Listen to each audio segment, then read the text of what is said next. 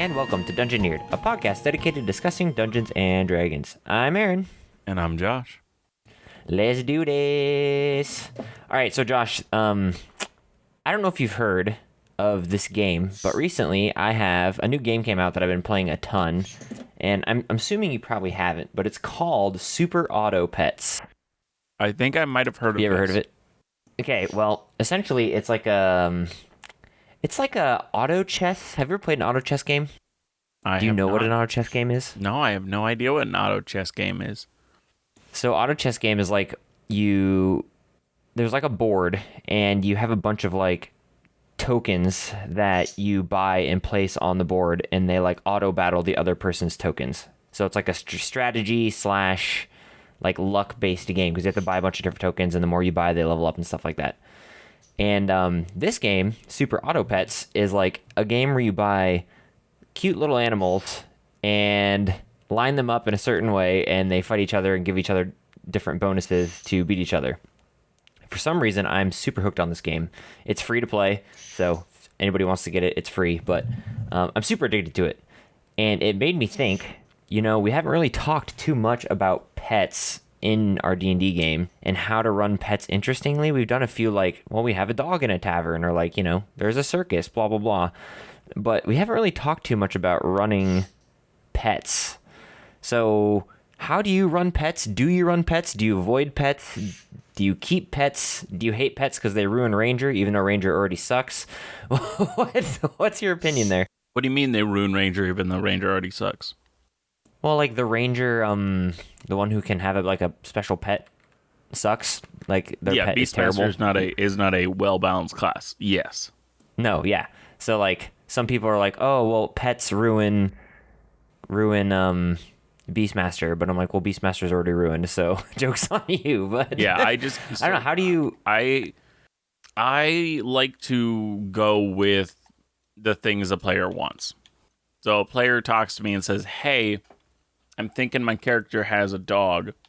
I'll be like, "Okay, let's figure out how to do this and not make you feel overpowered.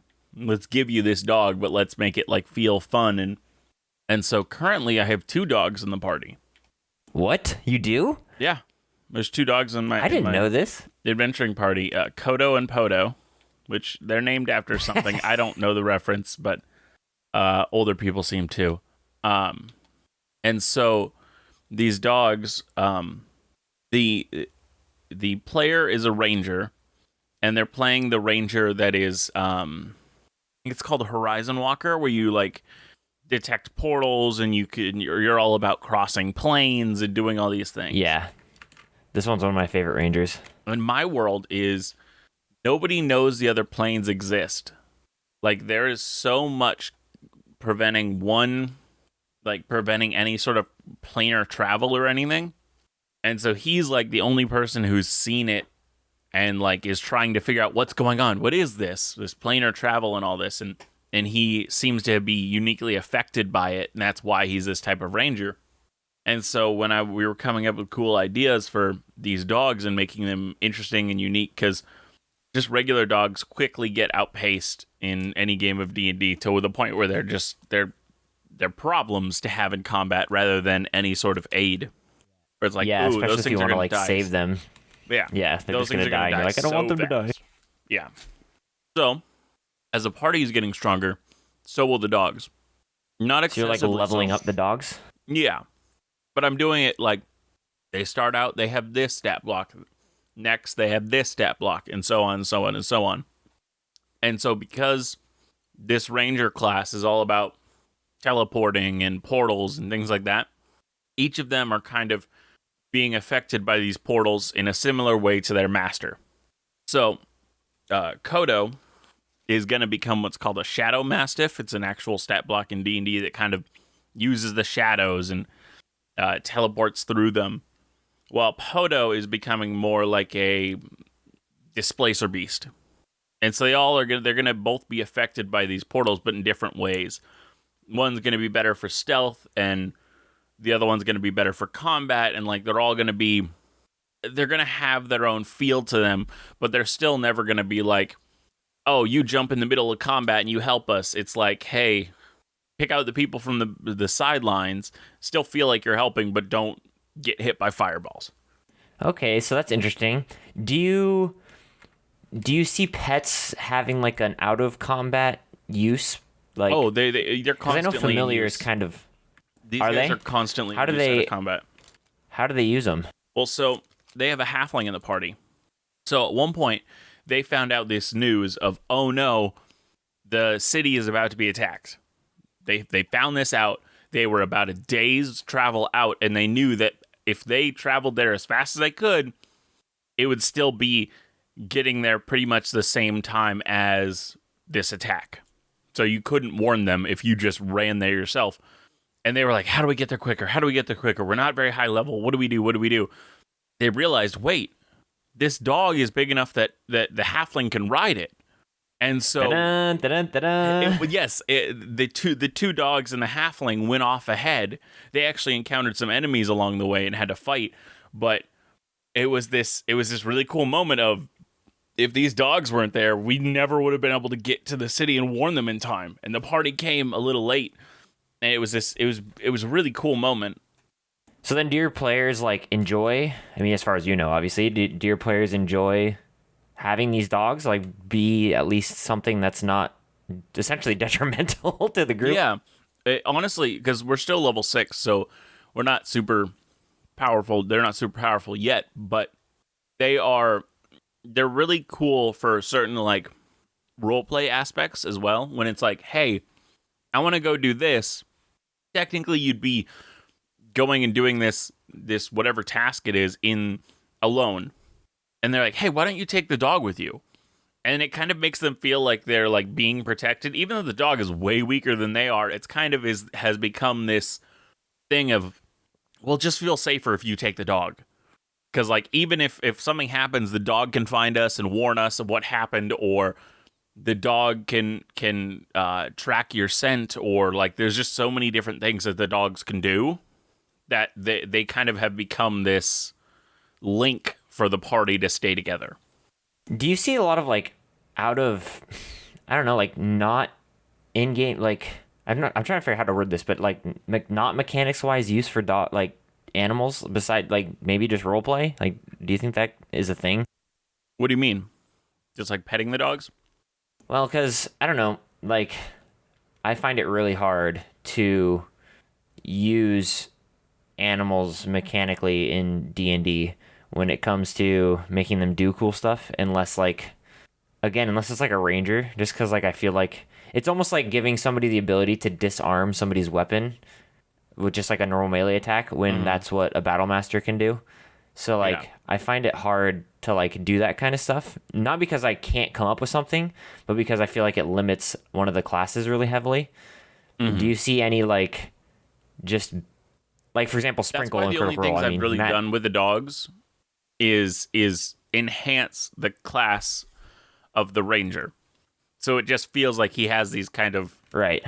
other versions of himself that he can send out. They will be able to teleport, and they've kind of have shown weird capabilities to do so already, where like one time a player was getting kidnapped.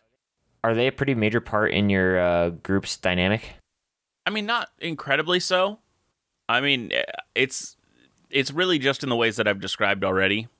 How, hey, like, oh, you're going alone? Yeah, here, take one of the dogs. And it kind of just, they feel like even if it doesn't matter how far they go, they feel like the dog can track and find them. Even though it still depends on roles and you still have to go searching, by having the dog there, they feel like they're a little more capable of doing that.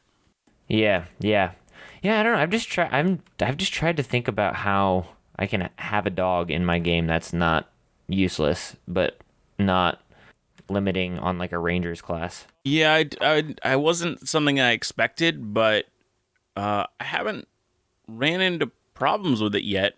I know some people do end up having problems where people abuse it, or it just feels too overpowered for that one character. But so far, the character I have with them they haven't been overused or abused in any way, which is good. Yeah. The thing I think the most common thing that I have a problem with is they're useless or a detriment, and like Yeah, you don't want that. somebody, yeah, like you don't want that to happen. And then like if you like have an enemy who like shoots fireball or something, and the dog's in the way, and like you're like, well, I don't want to Yes. kill it, because that's kind of mean, Yep. you know? I definitely agree with that and feel that. Because like, what's gonna happen if like your character like gets in a serious situation and the dogs are like, over here about to be murdered? Like, are you just gonna kill them? Yeah. Yeah, it's one of those things that I worried about, I think, too much beforehand. But now that I have them in, I'm like, it hasn't been much of a problem as I thought it would be. Yeah, maybe I just haven't run pets enough. Most of the time when I run pets, it's like I just forget that they're there, and then Yeah, every once in a while there's like a role play thing with the pet. I mean, that definitely happens where you're like, oh, crap, I totally forgot that there should have been a dog in this encounter. Yep, that's usually what happens to me. But But I leave that more up to the players. as a player, love having a pet, even if it's useless. I love having a pet when I'm a player. I feel that. No, I think I got to cut us off here. I know I'm cutting us off a little early, but I do have a lot to talk about. Okay. Let's do it. Okay. So, just a heads up for all you listeners. My computer's being a real butt today, and for some reason not opening my notes. So I gotta be on my laptop. So I might pause or stutter in weird ways because I'm trying to read a smaller screen. Just a heads up. Okay. So this week I knew what we were making. Since last week, we started creating our Big Bad Evil Guy of Season 3. So I looked for gods that would intrigue and inspire us to create this fallen deity. In the end, I found a rather strange individual called Kelemvor, and he seemingly had quite an interesting story. And as I began to research it, I kind of got lost, just absorbed into the story. And after a while, I realized, oh wait, I haven't taken actually any notes. I gotta write about this. What? What? The story just intrigued me. I'm like, what's gonna happen next? I had a lot written yesterday, and then I had to write some more this morning, and I hadn't even got to where they became a god by the end of my note taking session yesterday. And yesterday after D&D, you were telling me like that you needed a little bit more time to do some writing and stuff, even though you've already written a bunch. Yeah. Now, to explain the tale of Kelemvor, we need to first discuss his family. For he wasn't always a god. He was actually a human, born into the Lion's Bane family. The Lion's Bane were cursed. From an outside perspective, the curse could look like a simple case of like lycanthropy, where they turn into this panther form. This curse was placed on the family by a sorcerer, who was wounded and left to die by their ancestor, Kyle Lionsbane, who abandoned the sorcerer to plunder an enemy stronghold. The curse was supposed to forcibly transform any family member if they did anything selfish or just for profit. But over time... What? So if any person of this lineage did something selfish or just for profit, then they would turn into this animalistic panther form and just rampage. Boy, that's interesting. That's an interesting curse. It is. But over time, this curse actually weakened and altered. By the time that Kelemvor was born into the Lionsbane clan, the curse wasn't affecting every member anymore. Only some of them. And it made them have excessive feral feelings they needed to control. It also made them require a reward for any task. If they didn't get one, then they would transform and rampage. Wait, so it kind of turned opposite of what it was? Kinda. Like now they have to do it for something? Now they have to have a reward for it. Needless to say, this wasn't the hoped for result of the curse. Now this curse relied on the person remembering that they were rewarded. So as the descendants aged, they began to forget if they actually received a payment, and they would rampage anyway. This established in the family a need for the younger generation to kill the older by around the age of 50, as just being around them could be dangerous at that point. This was the world and family that Kelemvor was born into. This family was also slightly blessed by this curse. Just like lycanthropy, they gained strength and animalistic traits such as that. This led to the family having a long line of mercenaries, and Kelemvor's father was going to continue this tradition with his sons. Now, I'm just going to give a heads up here. The father in this story is abusive and violent. And if that is a trigger for you, or you'd rather not consume this or listen to the story, you can skip to about the 30-minute mark where we will be creating our own god, and you don't have to listen to it if you don't want to. Oh boy. Yeah. For a father like this, his older sons were the perfect children, as they had, by the time Kelemvor came into the scene, already begun to make names for themselves as strong and powerful mercenaries. But Kelemvor was a disappointment in this regard, as he showed aptitude in artistic pursuits, not martial ones. Uh-oh. On this front, Kelemvor's tutor actually began to encourage him and helped him grow in his artistic pursuits. When Kelemvor's father found out, he was pissed. This was not how his son would be taught.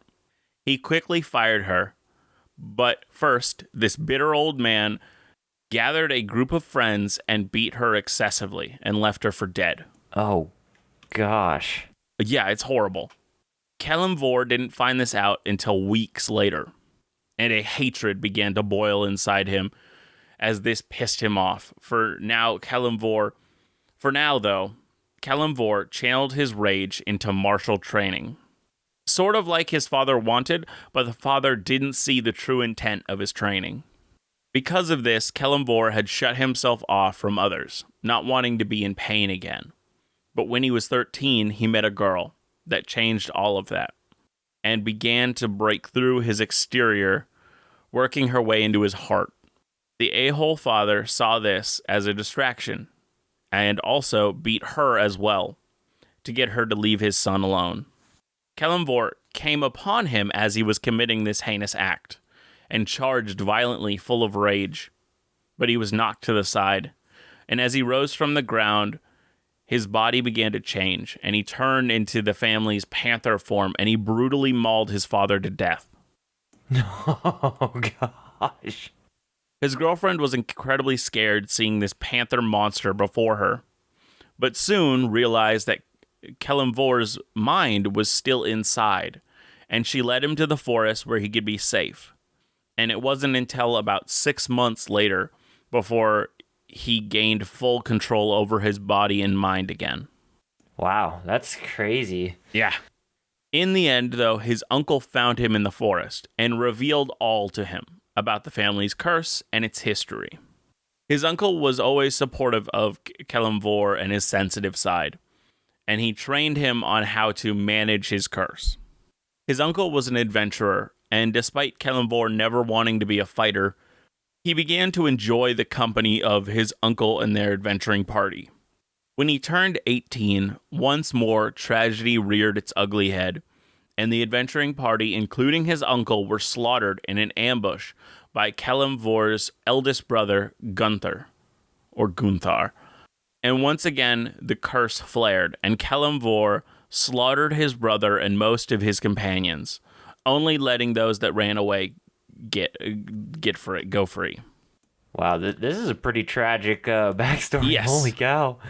This further disheartened Kelemvor with the world, himself, and fighting. But as he continued to be a mercenary, using the skills that he knew, slowly his dreams began to change. Yes, he still longed for the artistry that he could have had if not for the curse and his father's cruelty. But his goals changed. He began to dream of being free of the curse and becoming a hero, like the true heroes of legend. It was this dream that drew him away from his current life. He felt an unexplainable need to find something to give his life meaning. He met up with two people, Midnight and a Dawn of Soon. With them, he adventured and ended up doing things that fit right in with a heroic D&D campaign.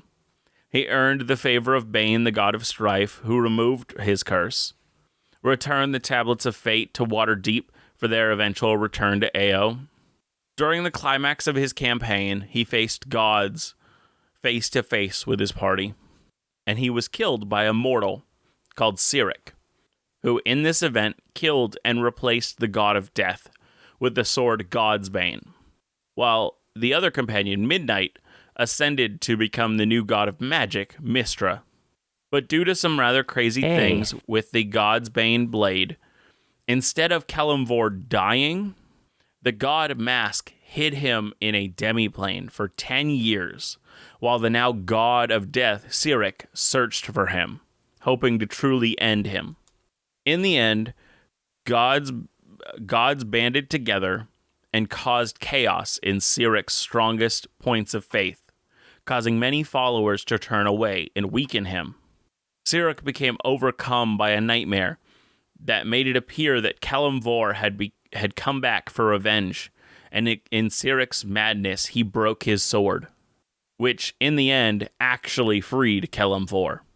Kelemvor, as just a soul, fought Cyric, and he managed to win. And in the end, Kelemvor was elected to be the next god of the dead. In his godhood, he reformed death. The previous lords of death had all ruled from an ostentatious bone castle, a twisted citadel of imposing appearance. But Kelemvor turned it into a beautiful crystal spire. He did this to show that through its translucency that no more shall death be a scary mystery. In D&D, what happens when people die is that they go to the lands of their deity. But if they are either rejected by their deity, they're an atheist, or they're people believing in a false deity, that when they die, they are sent for judgment to the god of death. Instead of ruling as the lords of death previously, Kelemvor would not eternally punish pretty much everyone. Instead, he began to be more lenient on those who were good and harsher on those who were evil. This knowledge makes its way back to the material plane, and honorable and brave people are no longer fear death, knowing that there is a benevolent being there. This is also aided by Midnight, the new Mystra, and one of Kelemvor's companions. Also giving... So Yeah? So Kelemvor replaced the god of death. Yep. Turned this, terrible spire into a beautiful crystal palace. And began to reform the way that death worked. And then he began, instead of people who go, I don't know, to hell or wherever, their chosen plane or whatever because of their belief, he ended up, punishing people who were bad and helping people who were good? No, so they still did that. They still, if you followed a god and kept to their tenets and whatnot, that god would take you after death. But for the people that didn't care about the gods, that didn't want any sort of thing from the gods, that just wanted to be their own people, do their own thing, they used to be scared of death because from all the stories and things that you could learn, it seemed like when you die, didn't matter if you were good or bad, if you didn't follow a deity, you were going to get punished. You were going to, eternal torment was waiting for you. Okay, got it. Okay, that makes sense. So after that, they were like, wow, we don't need to fear that anymore. But it also made evil people be like, shucks, that sucks. We get super punished now if we die. I don't like that. So it kind of started to affect the material plane, these gods making decisions and doing things differently on the Holy Realm. Now, when Mystra also joined in, she began giving more people good of heart magic rather than an even spread. So people who were evil stopped receiving as much magic, and people who were good were receiving more and more magic. Through this, the world became unbalanced, and the two gods were harshly punished by the Pantheon for incompetency by humanity. Okay, we don't like to see that. This shook Kelemvor, as he was to judge others. That was his job, but his judgment was clearly proven wrong. He harshly reevaluated himself, and in the end decided as a god his duties were more important, and allowed himself to change. He was no longer the human that he was in life. He now needed to fully be this god. Uh-oh. He didn't reverse This is going bad. He didn't reverse his changes to the city completely, but he made them a sort of neutral. No longer was there a good and evil side of the city of death, but people were placed with those who lived like them. He even became so godly, his human connections were not as important as doing his task correctly. Midnight, his companion and friend from when he was alive, now Mistra, the goddess, saw that their other companion, Adon, was dying soon. She came to Kelemvor and said, "Hey, he's dying. He has been tricked by Sirik into madness and has kind of fallen away from following any deity. So he's clearly going to go to you. Can you give him to me? Like, let me take his soul. Like, hey, we were friends. Let me do this. Let us help Adon, our friend." And Kelemvor said no. He allowed his friend and companion Adon to become a faithless in the city, despite Mistra begging for his soul. This soured the relationship. He became a faithless? What? It's too much stuff to go into now. When you die and you don't have a deity, you have like two things that you can become: a faithless or like I forget what the other one's called. But there's so much lore behind this. I wouldn't have time to explain it right now. Okay. But yes, that's all I have written for Kelemvor. And so I thought I'd give us a little recap now of what the story we created so far was. Now, this is still loose and we can still edit it, but this is kind of how I saw it last week. So we had the story of a tragic god figure who was cast out of the heavens and never allowed to die. His position was like the god of death or the god of transitioning into death. And even kicked out of the heavens, he somehow wanted his control once more over death, even if he had to steal it.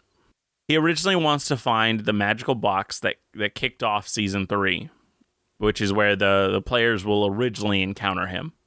When he found it, draining power from its surroundings, he figured he could use this, and he began to taint the box, making it draw upon the power of death instead. So when a person dies, instead of going to heaven or hell, their soul gets trapped inside the box. And that's what we had. And we wanted to build on that. Okay. So, where do we want to take this? What do we want to do? How do we want to expand this? I don't know. I think what we need to do is figure out who the person is. First of all. Yeah, exactly. Yeah, he has no backstory whatsoever, so we do need a little bit of backstory. Yes. There's a part of me that kind of likes, well, I don't know, kind of likes the idea of him not being God at first, and he became a god and then lost his godhood again, but maybe that's a little too complicated. No, I mean, I think we could do that if we wanted to. What are you thinking? Are you thinking he's always been a god? Was he like a founding god? What do we want? And what was he a god again? Do we have what he was a god of, like, before? Like, is he a god of death? Or so we kind of thought of it like Charon, like fairy of people from life to death. But that's not required. Yeah, okay. There's a part of me that wants him to be, like, ruler over death. But I don't know what that would look like in D&D. What does that look like? Is that, like he leads you to your place you're supposed to go? Is that what that looks like? Or does he, like, decide where you go? I think I like D&D's idea for it, and I think that's what we would stick with, is if you have a place to go, they lead you there, but if you don't have a place to go, they judge you. Okay, yeah, so I want him to kind of be that, he leads people, but if you don't have a place to go, he judges you. Mm-hmm. Is that kind of what we want? Yeah. And then we had that he was essentially creating his own plane to send souls to give himself like more power, right? And that's what we kind of discussed when he was a god. That's what he was doing. Mm-hmm. So how does he get power from souls in his plane? Does he like siphon their energy? What does he do? Is it like Santa Claus, and the more people who worship him in his plane, the more stronger he is? Like, what? How are we doing that? I mean, I think that's probably partially it. Is that the more souls that are on his plane, the more powerful he is. Yeah, I think that's what I want as well. Or like the more entities and souls he has in his plane, the better and stronger he becomes. So I think he's creating this whole plane. He's creating this whole demi-plane, or his own plane, and he's starting to like, oh, you believed in, XYZ God. Cool, let me take you to their plane, and he doesn't deliver them to where they're supposed to go, and instead do you think he ends up... Does he keep it a secret? Does he deliver them to a place and be like, oh no, this is it. I think that's what he'd do. Yeah, he'd be like, oh, this is it. You know what would be really cool, actually, too, is if his plane was like a mixture of all the gods' planes. Like he tried to emulate and create. Yeah, he has a section that looks like each. Yeah, like a section of a city where you can go to like Chinatown and, like all these different areas in a city. That's kind of what he did. We're like, oh, this is, the god of water's plane, like, but it's all his. Like he's just kind of mimicked and created this zone to trick and fool people to go to this plane. Mm-hmm. Now, do you see players being able to go here, first of all? Yes, and I think it would be like, I think the plane is huge. And I think what it would do is the players would go here, but each player would be in their own version of what they would think of as heaven. And the like people that they meet here are also like them, where they believed that this is what heaven should look like, so they're in this place. And so everybody there believes that, oh, this is heaven. And so they'll be like, wait, we're in heaven? Where's my party? Where's everybody else? Okay, here's the question, though. Is it physically like other gods' planes, or does it, like, manifest depending on what your soul craves for a heaven? I think it has to physically be that, because I think he could do it the other way. I just think if you have as many people as he's hoping to have here, I don't think it would be reasonable to assume that making these their own mental equivalents of what they believe each plane should look like it just doesn't seem feasible. It doesn't seem... Agreed. And I think I want to add on to this, or I think if the soul, and correct me if you don't want this, but if the soul is tricked into going into this plane, it gives him less power than a soul who actually believed in him. Does that make sense? So then he's on a mission to gather a lot of souls, like more than any other. Like that's his whole entire purpose, is to be gathering these souls, because he gains smaller amounts because they're not like true. They weren't ever true followers of him. Or do you see it a different way? Do you see it as they gain him equal amount of power? Well, so what I think he will, I think part of the trick of this place is he has false, maybe they're his underlings are appearing as false versions of these gods. And part of what they do by having these followers of them around them is they slowly convince them that this other deity, aka the person that we're creating, is the one they should be worshiping. So he has like cronies, like his own people that are masquerading as gods in his plane, and they're trying to convince him that he is the true one that everyone should be worshiping. They're trying to convince the people that go that are taken there to stop worshiping their god and worship him instead. Right. Okay, I like that. I like that a lot. I think I like that a lot. And It's so what kind I of like think is at some point the party's going to have to go to this plane like as like high level adventurers, and what they're gonna have to do is like maybe convince some of these people like, hey, this is not heaven. This is not where you're not where you think you are. so that okay.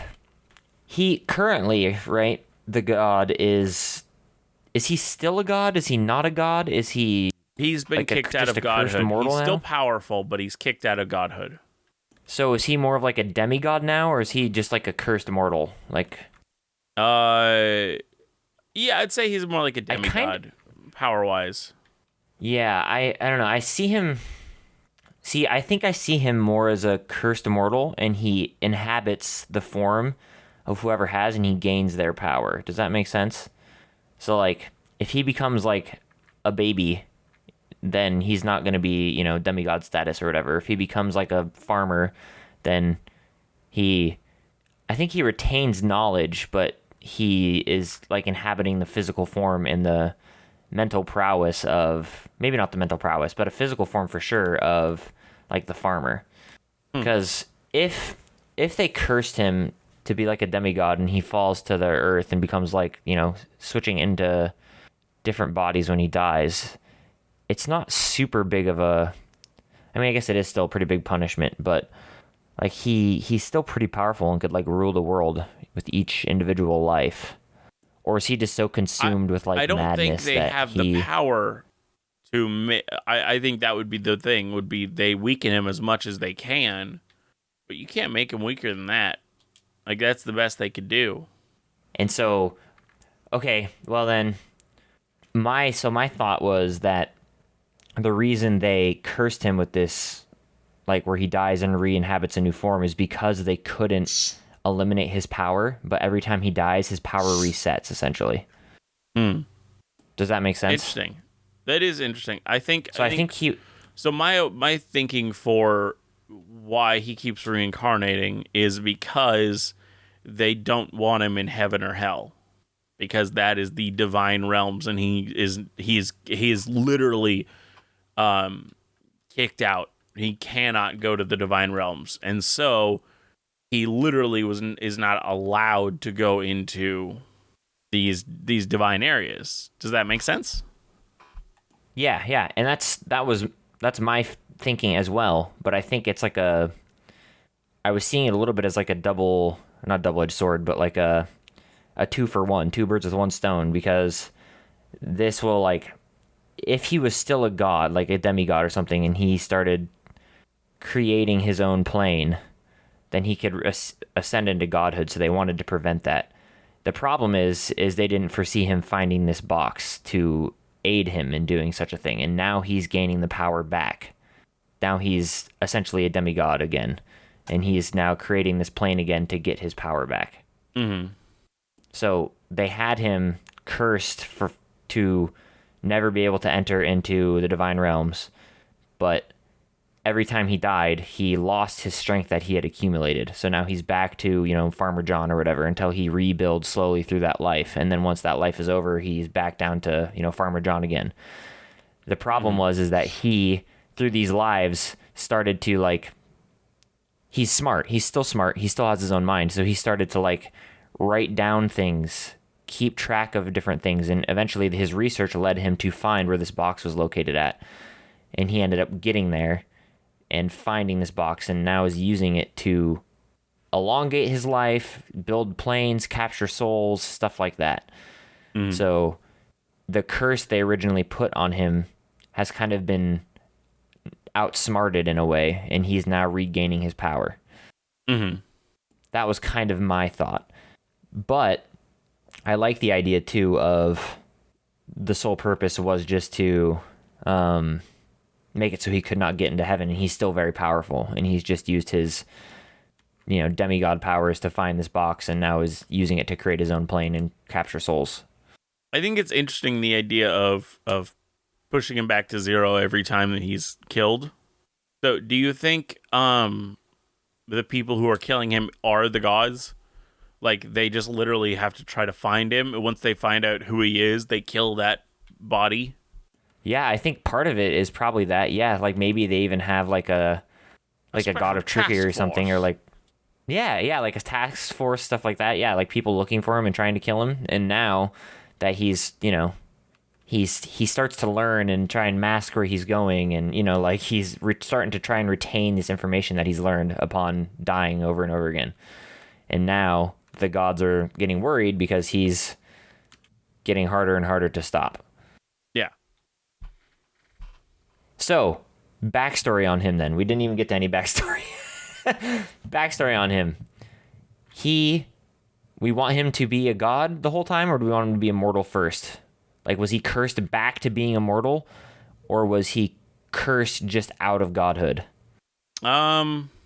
I think he's cursed out of godhood. I think he is. I think he's still that's a hard one. What do you think? I don't know. I'm stuck. I like both of them. I'm always a sucker for the I was once a human and then I rose to godhood storyline, Like, I'm a big sucker of that. Like liches too, like where liches are like just normal dudes and then like, they gain a ton of power and they turn and then they get absolutely stitches. Horrible and horrendous. Yeah. But I like the idea of him just being a god as well, and was just the ultimate curse is to remove your godhood, like to like just take it away from you forever, even though that's all you've ever known. Okay, well, let's think. If he wasn't a god in the first place, he was a human. How did he ascend to godhood? Would he have, like, was he partially like strange and was experimenting with like the afterlife and death and souls? I think I would want to have it more tragic. So I think the whole thing with him would be, he, like, maybe he was some sort of like victim of a lich event. I don't know what I mean by that, but I mean some. But he was somehow like forcibly infected with a lot of death energy or something. I don't know what we'd call it, and it kind of changed him. Okay, what if we did like he accidentally killed someone, The god of death, and was trying to like it was a Santa Claus guide situation. Their soul. What was that? It was a Santa Claus situation. The god of death was on his rooftop. He says, "Hey, what are you doing up there?" And then the god of death falls, and then he looks at the cloak, and it says, "You put on this cloak, you become the god of death." And it just happened. Oh no! It's a Santa Claus situation. But what if like he actually he accidentally killed someone dear to him, and he what if he went all tries Hercules from the animated movie, diving into the pit of what souls? Are you thinking? Well, yeah. So what if he? Yeah, I like that. Like, what if he killed someone that was dear to him? I don't know who that would be, on accident or even on purpose. Who knows? But on accident, and he ended up literally, like trying to get their soul back. What if he did it as a child? What if he was a sorcerer, and he was a sorcerer? Part of me was thinking like Full Metal Alchemist style, where like. Well, so I'm thinking some sorcerer, horrible. And what happens is the moment he gets his powers, he kind of explodes. Like, maybe he's a wild magic sorcerer, and he explodes with fireballs, and he kills a bunch of people, and it's all like people he cares about. And he does this as a child, and it scars him, and so the rest of his life is literally just like trying to save these people, bring them back. Okay, I like this route. I also like the route of like not necessarily child, but like teenager, and he's like studying under a master or something to like make potions or something strange like that, and he ends up creating something that either explodes or there's some sort of horrible incident in his training that like kills a ton of people, or just someone he cares about even. And it causes him to like try and research into and dive into how can I get their souls back? But the child, as like a sorcerer who just doesn't understand their full power and like burns down their house or whatever, like while their parents are sleeping on accident, would be horrific as well. Like, I don't think I'd want it to be like explodes, but I love the idea of like maybe even still has like a master, like he was a sorcerer and his master is trying to teach him how to contain his magic, and he as a kid thought he could do it. And so like in his room one night while everybody's asleep, he's trying to like cast magic or something, and he ends up like burning down his entire house and killing like his sister, his mom, and his dad. That's And kind then of that causes him to, yeah. And then that causes him to like try and dive into the depths of hell or whatever and retrieve his family. But how would that turn him into a god? That's the question. I think I think he literally makes an impression on the current god of death at that time. And he Like, becomes like the god of death's apprentice? Well, yes. What I'm thinking is maybe gods in this world only live for so long. So all gods. But if that was the eventually case, then his give punishment up. would kind of be... Well, I mean, I still think it's an insanely long amount of time, like thousands of years, like thousands and thousands of years. So I think he still has that time limit of... Wait. This is still how long gods live. This is interesting, though. If gods didn't live permanently and they died, would they reside in like the ultimate form of heaven? And then like there's like tiers. So like believers get like tier 1 of heaven. The people who've become gods get like tier 5 of heaven or whatever. Yeah, they have a tier 5 subscription. Yeah. Yeah, it's the top level subscription. You know, it's $20 a month, but it's top tier. It's Amazon Prime Plus. Yeah. But I don't know if I've seen a world that's really that way. Like, gods don't live forever. Would they like... Okay, well, now we're in a whole new area. If gods didn't live forever, would they take on apprentices and like try and 100%. teach people what they do? I think they have to find someone to pass it on to, and I think every one of them is constantly looking at the world to be like, what is out there? Like, who would I even sort of trust this to? And so they kind of begin. Man, that's just a... And so this person had already been looking at this young kid who was trying to bring these people back. That was like the person he's been looking for. And when they approach him saying, hey, like, I'm here to bargain for souls, he's like, okay, kid, go for it. Like, and then he makes a deal with him. And when he does, he eventually will just say, like, would you like to be my apprentice? Because he's gonna die soon, and so he was looking to pass it on to someone. It's just such a different take on gods. It is, and I love it though. It's so different. Like, gods are only temporary, and so they're trying to pass on their godhood to their like people they trust. Godhood and knowledge, and so that's also another that would make religion much more important. Because the people would think that the higher-ups of any church would have a higher likelihood of becoming the deity. Oh, man. And that would lead to so much terrible corruption and drama. Oh, my gosh.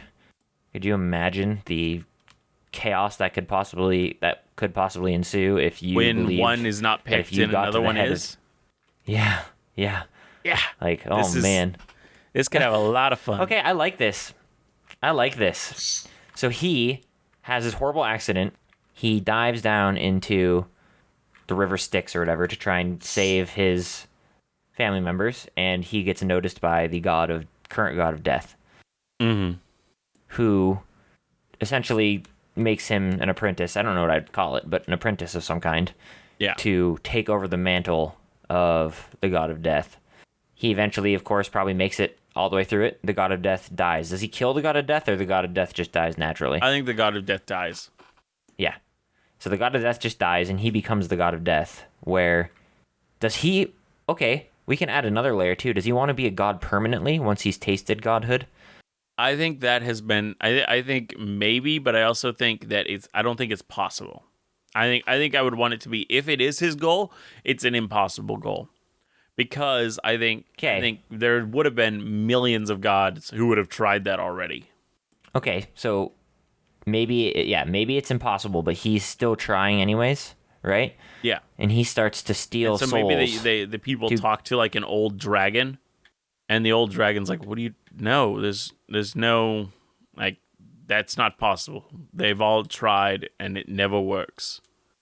Yeah, and maybe he thinks that if he just gets more souls and more power, then he'll be able to, and so he starts stealing the souls of other gods. Mm-hmm. Mm-hmm.